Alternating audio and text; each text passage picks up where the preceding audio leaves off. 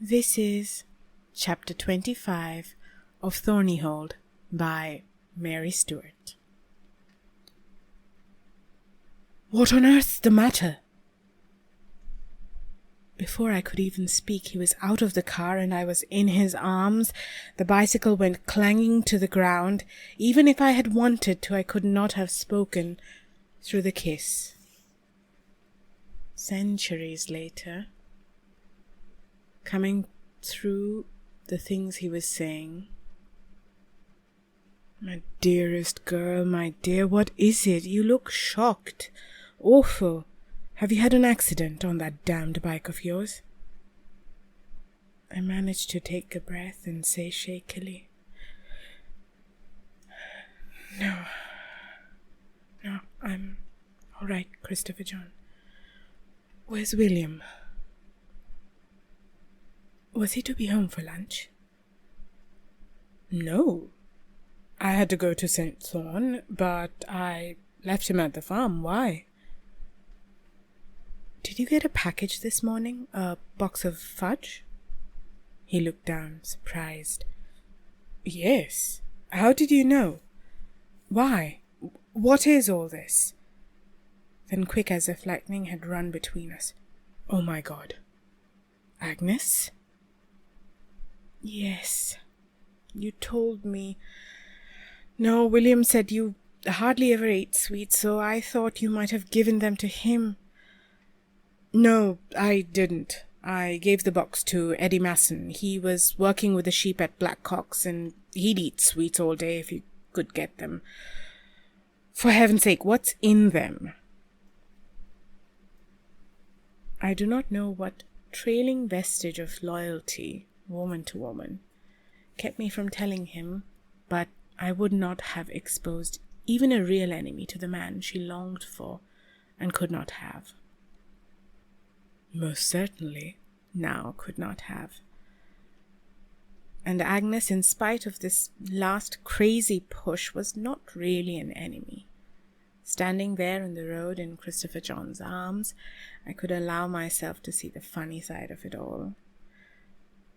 What are you laughing like that for? A moment ago I thought you were in tears. Nothing. I'm happy. You were saying? I was saying I love you. And what's in those sweets that makes it so urgent? And now, so funny. I don't know, but there's something. She told me so. She was here, you see, and we had a bit of a scene, and then she dashed off on her bike, and I was going after her to warn you, and William, because I don't trust her recipes, and then I found that. I gestured towards the fallen bicycle. Yes, I saw your tires. I take it she did that? It's not quite so funny, then.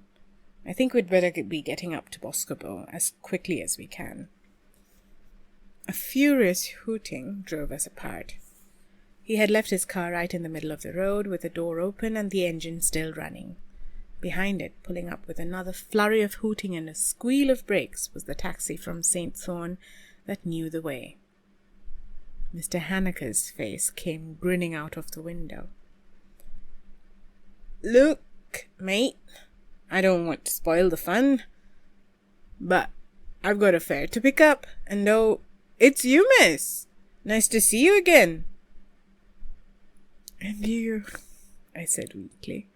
How do you do, Mr. Haneke? You settling in all right, then? Getting to know a few folks? He spoke quite gravely, but I laughed as I went to pick my bicycle up and move it out of the way. As you see, you were afraid I'd be lonely. The grin came back, broad and cheerful. Well, miss, good for you. See you around. And as Christopher John moved his car, the taxi crawled round it, pipped the horn twice for thank you, and vanished round a curve in the road.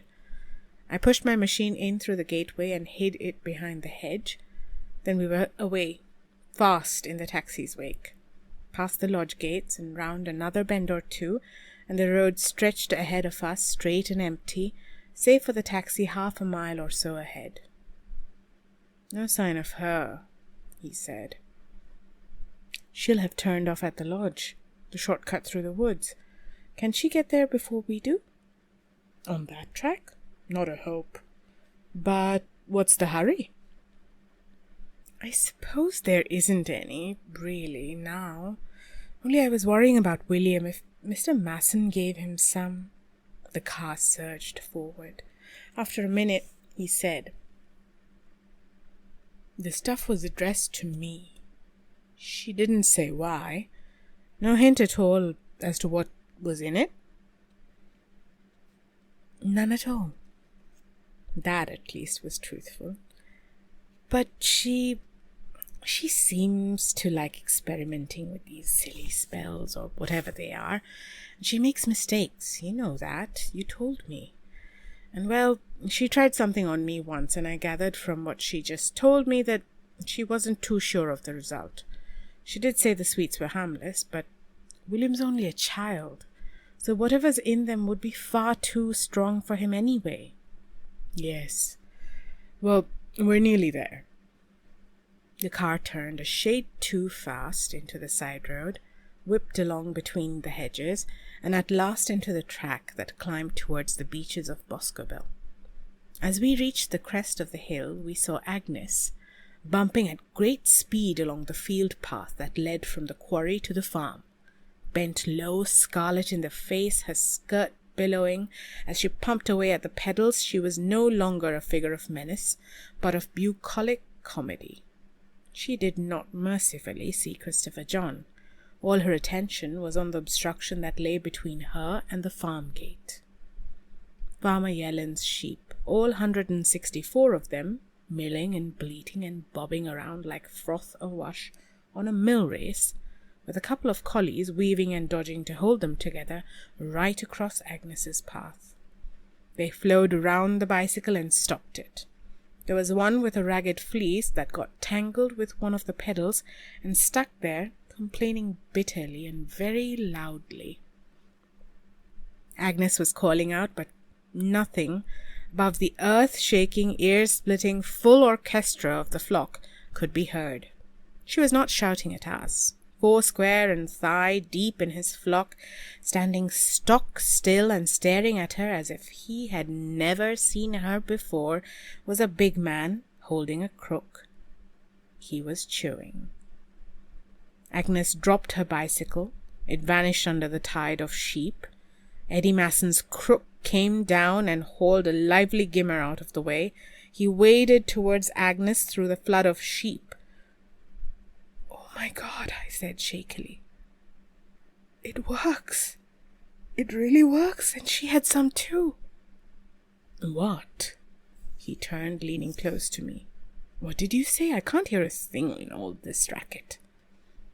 I smiled at him. The sun was on his hair, showing up the grey. There were wrinkles at the corner of his eyes, and heart-stopping hollows under the cheekbones.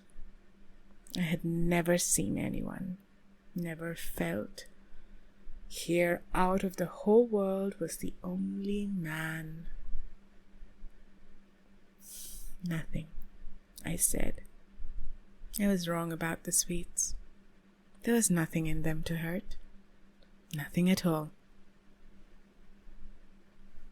But I still wonder what would have happened if the taxi had come along that road in front of Christopher John. Bucolic, yes, but an eclogue, a gentle pastoral. The sheep were moving off now, away from the house. Agnes and Mr. Masson walked slowly after them, heads close, talking. Neither glanced back. As the car slid up to the Boscobel gate, I saw the shepherd's arm go round her. Christopher John braked, and I got out of the car to open the gate. As he drove through and round to the side of the house, William came running from the backyard. He had not seen me. He ran straight to the car. Dad, that pigeon you brought over this morning!" Christopher John, getting out of the car, caught hold of his son and steadied him. "Hang on a minute. Did Eddie Masson give you any of those sweets I gave him?" "What? Not a bite, the greedy pig. Why? But Dad, the pigeon, Mrs. Yates put it in the study, but Rags got in and upset the box and it got away. It'll have gone over to Gilly's by now and you never put the message on it. Here Rags, hurtling round the side of the house in William's wake, caught sight of me and came running. William, turning, saw me there. A hand went to his mouth. Christopher John put an arm out and pulled his son against him. It's all right. She's a witch. Didn't you know? She knows it already. Do you? This wide-eyed to me.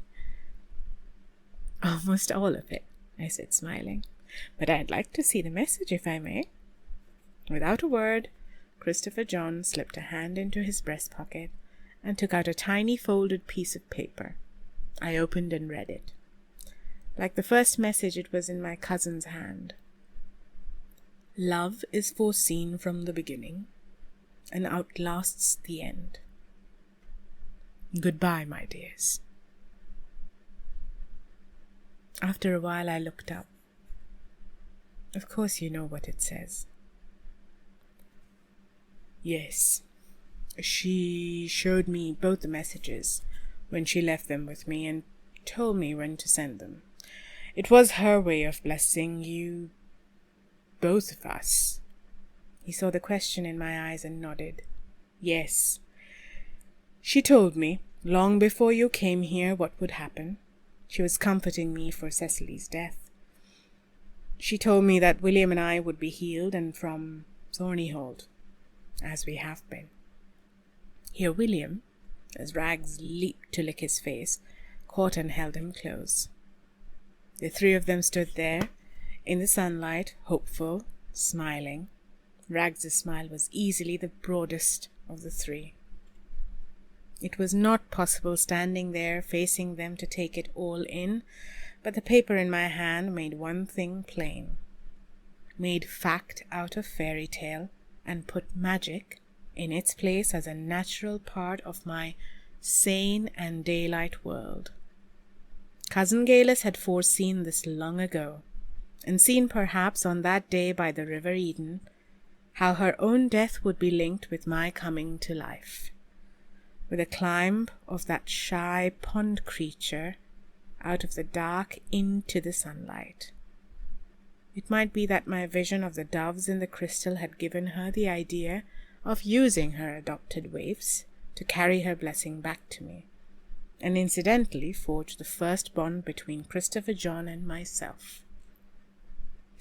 The touch of fantasy was typical of the fairy godmother relationship that she had had with me.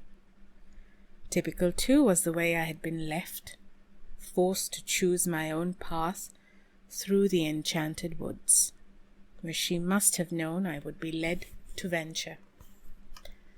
Christopher John was speaking, something about what had happened at Black Cock's this morning.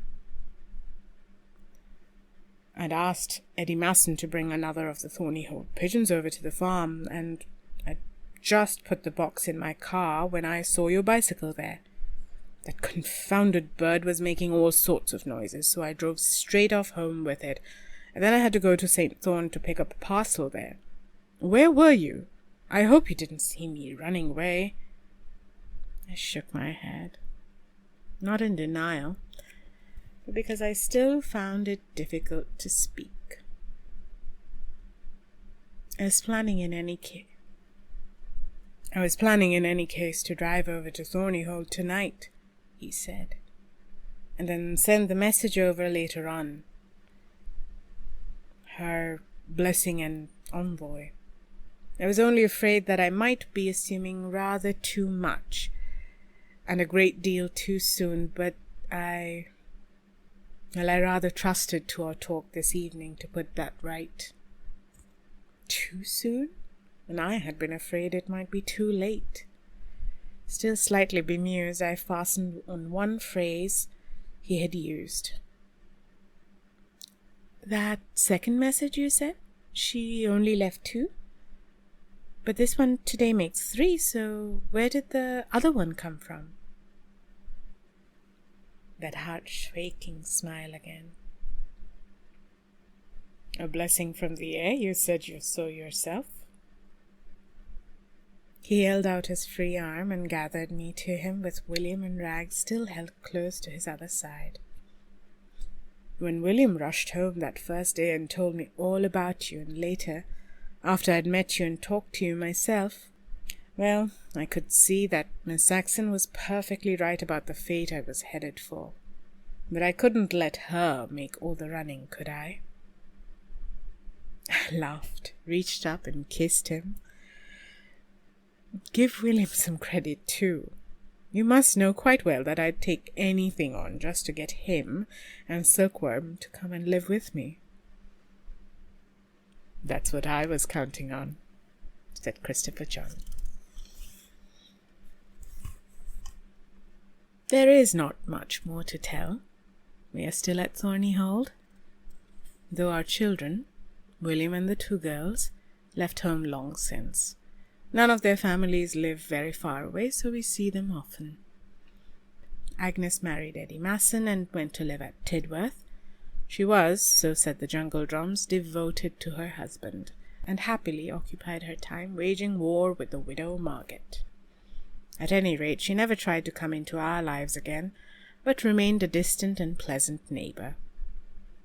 Gran died soon after the move, peacefully in her sleep, and Jessamy, to everyone's surprise, married a young woman whose good sense and kindness soon pulled him out of his slough of stupidity, and they produced 3 children who were all healthy, dirty, and perfectly sane, and crowded happily into the 2 lodges at the Thornyhold gate. So the witch story turned into comedy, and the midnight enchantments faded, as they usually do, into the light of common day.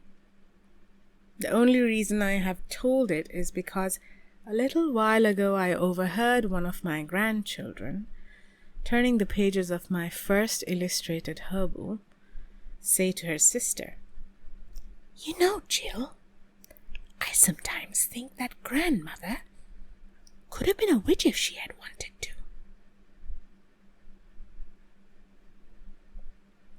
And with that, Thornyhold comes to an end.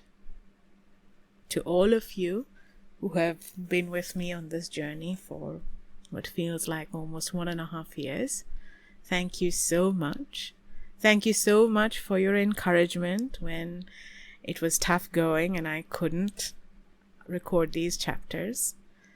I couldn't have asked for a better group of audience. Thank you for all your suggestions. Thank you for all your corrections and everything.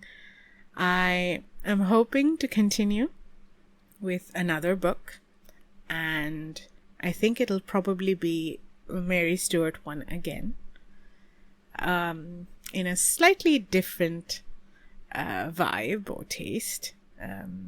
Not as much of, I would say, internal dialogue in that one. Maybe a little bit more adventurous. So I hope you will stay with me for that one as well. And again, a big thank you to all of you who have stayed with me throughout this book.